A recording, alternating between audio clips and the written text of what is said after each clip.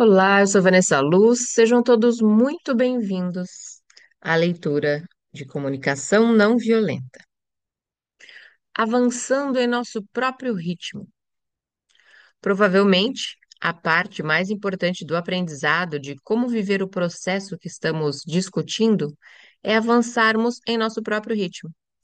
Podemos nos sentir estranhos ao nos desviarmos dos comportamentos habituais que nosso condicionamento tornou automáticos.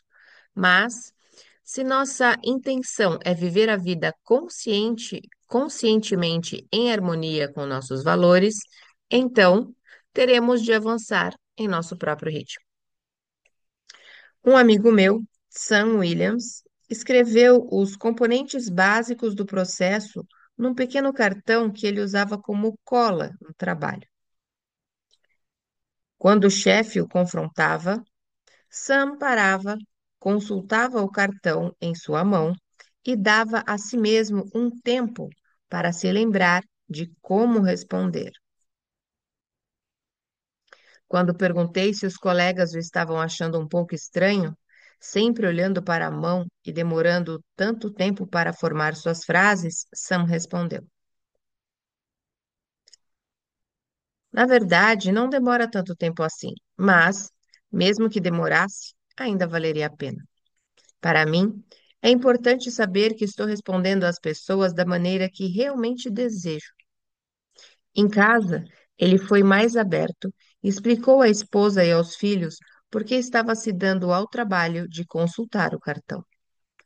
Sempre que havia uma discussão na família, ele sacava o cartão e demorava um tempo antes de responder.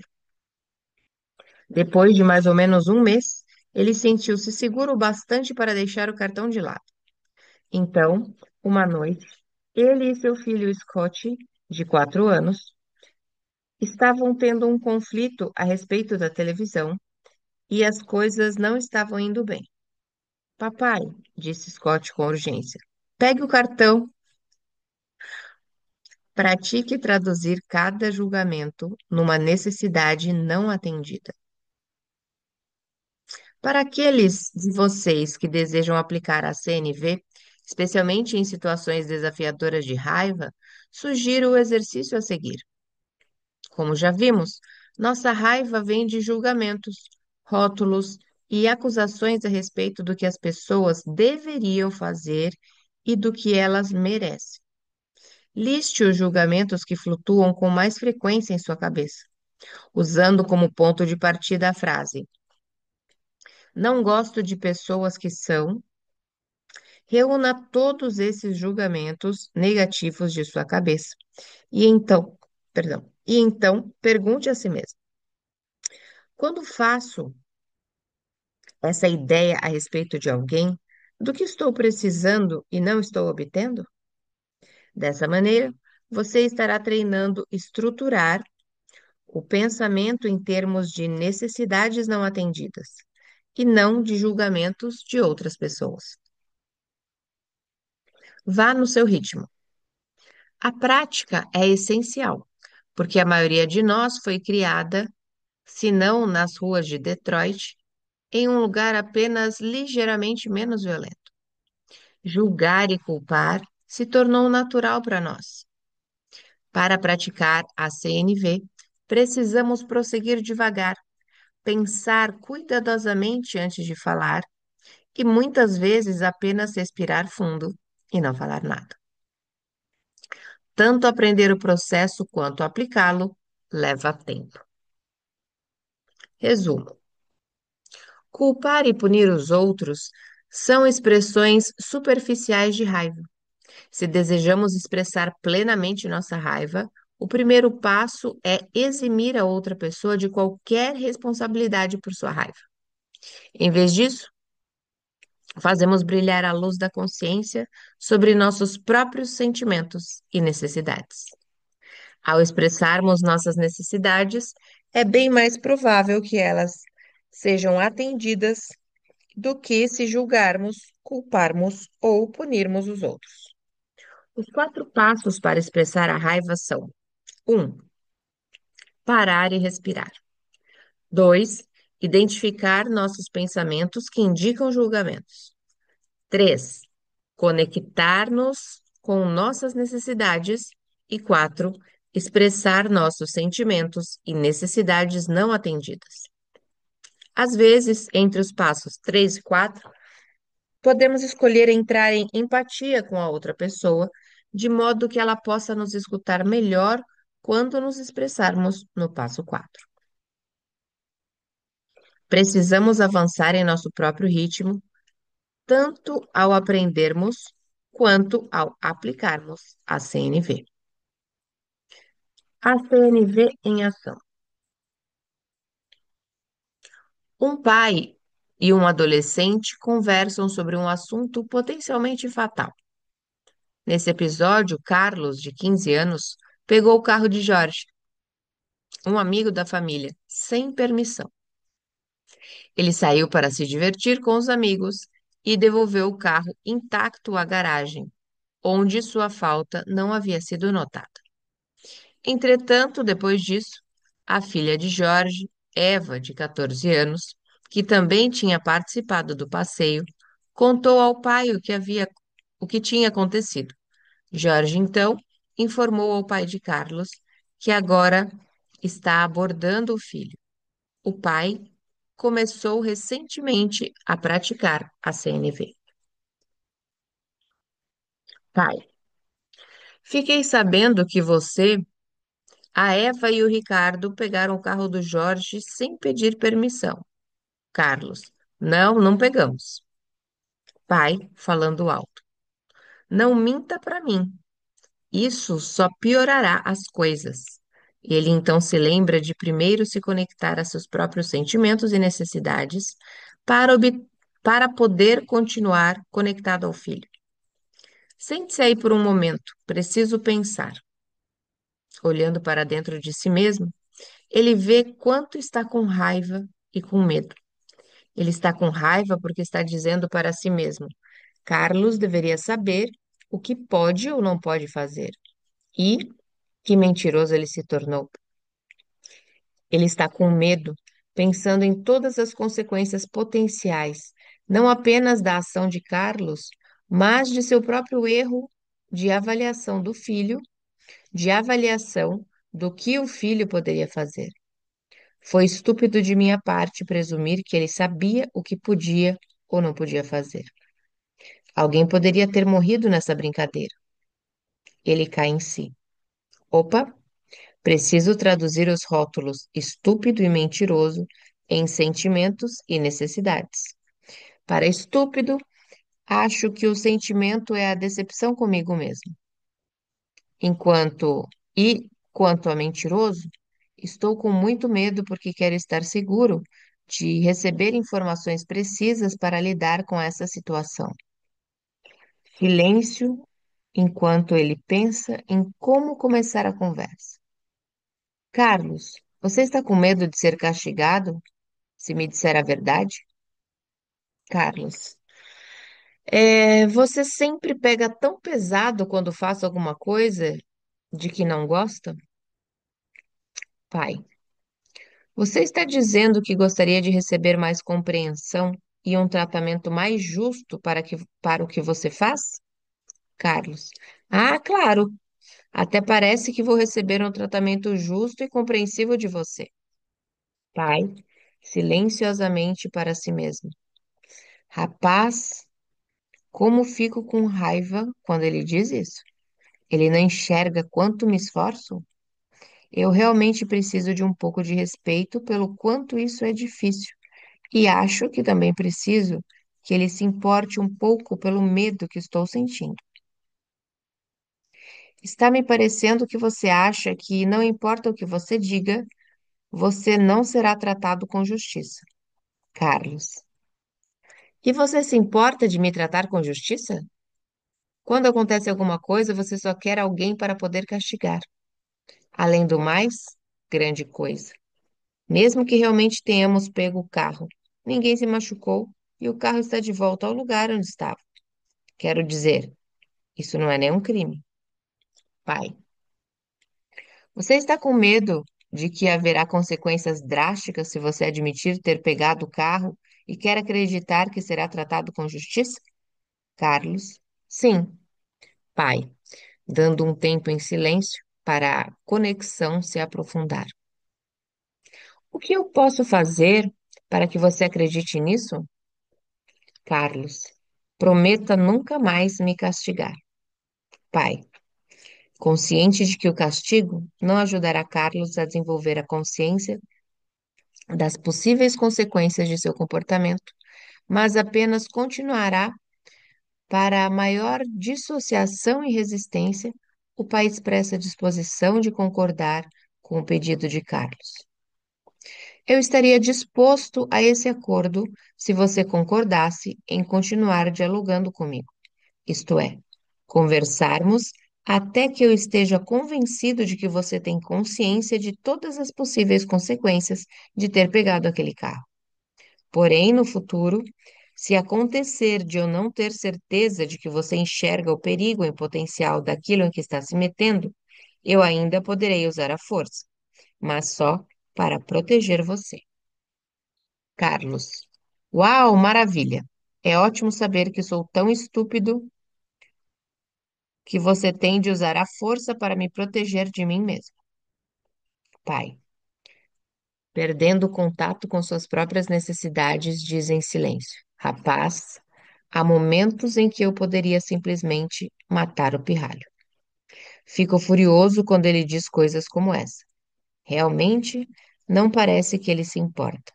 Que diabos? Do que estou precisando agora? Preciso saber. Para que estou me esforçando tanto? Que ele pelo menos se importa comigo? Gritando com raiva. Sabe, Carlos, quando você diz coisas como essa, fico realmente furioso. Estou me esforçando muito para ficar de seu lado nessa situação. Mas quando ouço coisas como essa, olhe, preciso saber se você está sequer com vontade de continuar conversando comigo. Carlos, eu não ligo. Pai, Carlos, eu realmente quero escutá-lo e não cair em meus velhos hábitos de culpá-lo e ameaçá-lo sempre que alguma coisa me aborrece.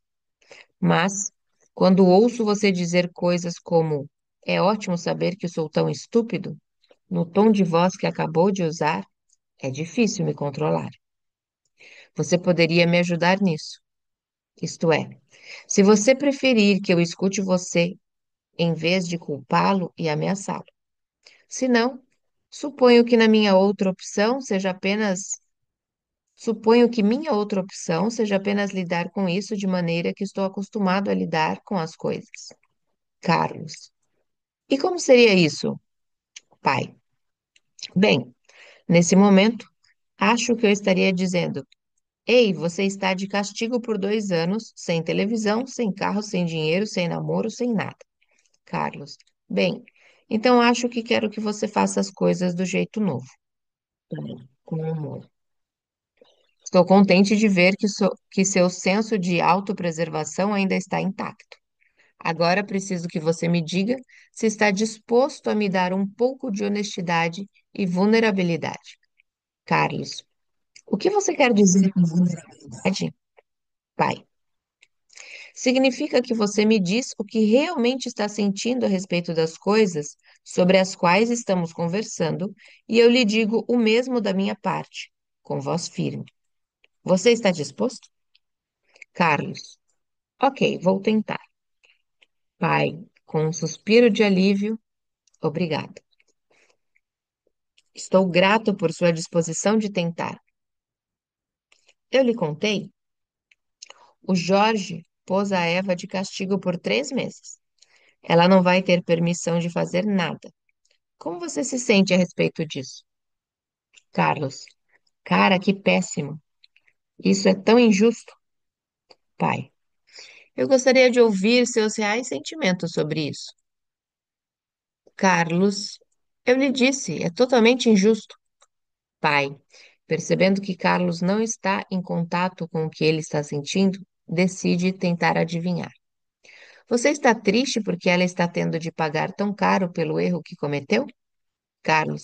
Não, eu não quis dizer isso. Quero dizer, na verdade, o erro não foi dela. Pai. Ah, então você está chateado porque ela está pagando por algo que originalmente foi ideia sua? Carlos. Bem, sim. Ela só fez o que eu disse para ela fazer. Pai. Está me parecendo que você está um tanto magoado por dentro, vendo que tipo de efeito sua decisão teve para Eva. Carlos. Mais ou menos isso. Pai. Carlinhos, eu realmente preciso saber se você está pronto para perceber que suas ações têm consequências. Carlos. Bem, eu não pensei no que poderia dar errado. Sim, acho que realmente pisei feio na bola. Pai. Prefiro que você veja a coisa como algo que você fez e não saiu do jeito que queria. E eu ainda preciso ter certeza de que você tem consciência das consequências. Você poderia me dizer o que está sentindo nesse momento a respeito do que fez? Carlos. Eu me sinto realmente estúpido, pai. Eu não queria magoar ninguém. Pai. Traduzindo em sentimentos e necessidades os julgamentos que Carlos fez de si mesmo. Então, você está triste e arrependido do que fez, porque gostaria que as pessoas ficassem, que as pessoas confiassem que você não magoaria ninguém? Carlos. Sim, eu não queria causar tantos problemas. Eu simplesmente não pensei nisso. Pai, você está dizendo que gostaria de ter pensado mais a respeito e tido uma ideia mais clara antes de agir? Carlos, refletindo. Sim, pai. Bem, é confortante para mim ouvir isso. E para que as coisas fiquem bem de verdade com o Jorge, eu gostaria que você fosse falar com ele e lhe dissesse o que você acabou de me dizer. Você estaria disposto a fazer isso? Carlos, mas pai, isso é de dar medo. Ele vai ficar uma fera. Pai, sim, é provável que fique. Essa é uma das consequências. Você está disposto a ter responsabilidade por seus atos? Eu gosto do Jorge. Quero que ele continue sendo meu amigo. E aposto que você gostaria de manter sua amizade com Eva, não é verdade? Carlos. Ela é uma menina de. Ela é uma de minhas melhores amigas. Pai. Então, vamos lá vê-los? Carlos, com medo e relutância. Bem, ok. Sim, acho que sim. Pai, você está com medo e precisando saber se estará seguro se for lá falar com ele? Carlos, sim. Pai, iremos juntos. Estarei lá por você e com você. Estou realmente orgulhoso de você por estar disposto a isso. 11. O uso da força para proteger.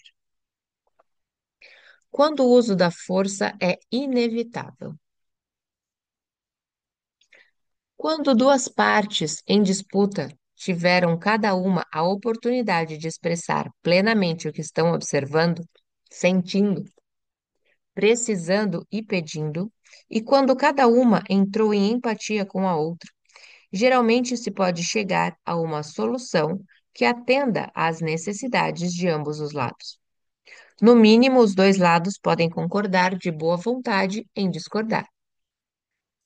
Em algumas situações, porém, a oportunidade para um diálogo desses pode não existir, e o uso da força pode ser necessário para proteger a vida ou os direitos individuais.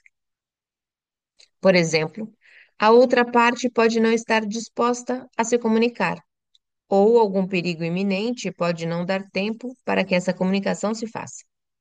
Nessas situações, pode ser que precisemos recorrer à força. Se o fizermos, a CNV requer que diferenciemos entre o uso protetor e o uso punitivo da força. O pensamento por trás do uso da força.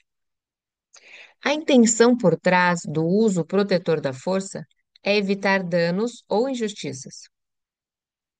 A intenção por trás do uso punitivo da força é fazer que as pessoas sofram por seus atos percebidos como inadequados. Quando agarramos uma criança que está correndo na rua para impedir que ela se machuque, estamos aplicando a força protetora. O uso da força punitiva, por outro lado, poderia envolver um ataque físico ou psicológico, como espancar a criança ou dar-lhe uma reprimenda como: Você não pode ser tão estúpida. Você deveria ter vergonha de si mesma. Aliás, como você pôde ser tão estúpida? Você deveria ter vergonha de si mesma. A intenção por trás do uso da força como proteção é apenas, como o nome indica, proteger. Não é punir, culpar ou condenar.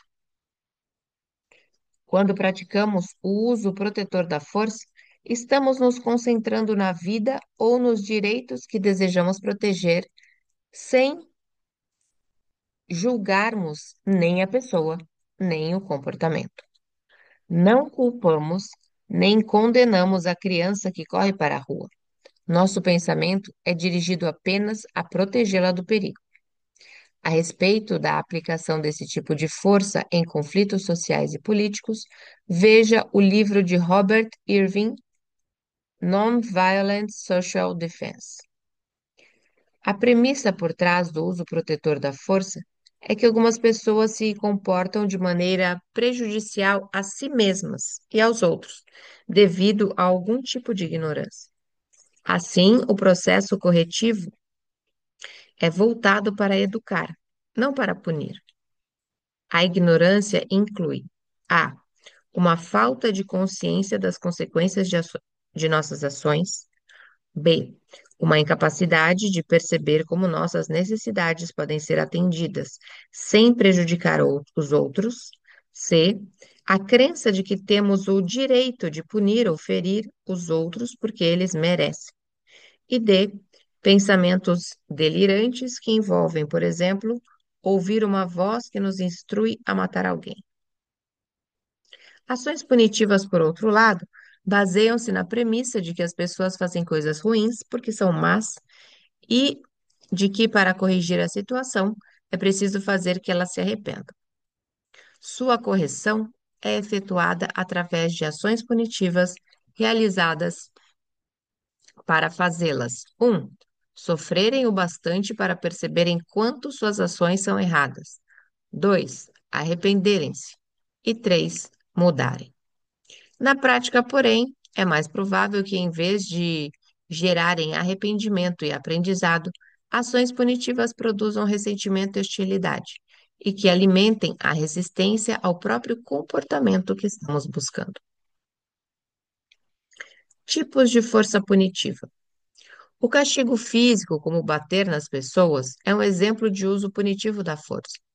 Descobri que o assunto do castigo corporal provoca fortes sentimentos entre os pais. Alguns defendem obstinadamente a prática, citando a Bíblia. Quem poupa a vara odeia seu filho. É porque os pais não batem mais nos filhos que a delinquência é hoje tão avassaladora. Eles estão convencidos de que bater em nossas crianças demonstra que as amamos porque estabelece limites claros. Outros pais, igualmente, insistem que bater em crianças demonstra falta de amor e é ineficaz, pois ensina às crianças que, quando não restar outra alternativa, sempre poderemos recorrer à violência física. O medo do castigo corporal obscurece nas crianças a consciência da compaixão subjacente às exigências dos pais. Minha preocupação pessoal é que o medo que as crianças têm do castigo físico possa obscurecer sua consciência da compaixão que existe por trás das exigências dos pais. Estes comumente me dizem que têm de usar a força punitiva, porque não vem outra maneira de influenciar os filhos a fazerem o que é bom para eles. Reforçam suas opiniões com histórias de crianças que expressam estar contentes por verem a luz depois de terem sido punidas. Tendo criado 4 filhos, sinto profunda empatia com os pais no que diz respeito aos desafios diários que enfrentam para educar os filhos e mantê-los em segurança. Entretanto, isso não diminui minha preocupação com o uso de castigos físicos. Em primeiro lugar, fique imaginando se as pessoas que proclamam o sucesso desse tipo de punição têm consciência dos inúmeros casos de crianças que se voltam contra o que poderia ser bom para elas, simplesmente porque escolheram lutar contra a coerção em vez de sucumbirem a ela. Em segundo lugar, o sucesso aparente do castigo físico em influenciar uma criança não significa que outros métodos não pudessem ter funcionado igualmente bem. Finalmente, compartilho das preocupações de muitos pais a respeito das consequências sociais de se empregar o castigo físico. Quando os pais escolhem usar a força, podem ganhar a batalha de obrigar as crianças a fazerem o que eles querem. Mas, nesse processo, não estarão perpetuando uma norma social que justifica a violência. As punições também incluem colocar rótulos que expressam julgamentos e retirar privilégios. Além do castigo físico, outras formas de uso da força podem ser consideradas punitivas. Uma delas é o uso da culpa para desacreditar outra pessoa. Por exemplo, um pai pode rotular o filho como errado, egoísta ou imaturo quando ele não se comporta de determinada maneira. Outra forma de força punitiva é a retirada de alguns meios de gratificação, como quando os pais cortam a mesada ou a permissão para sair. Nesse tipo de punição, a retirada da afeição ou do respeito é uma das ameaças mais poderosas de todas. Os custos da punição. Quando temos medo de ser punidos, concentramos-nos nas consequências, não em nossos próprios valores. O medo da punição diminui a autoestima e a boa vontade.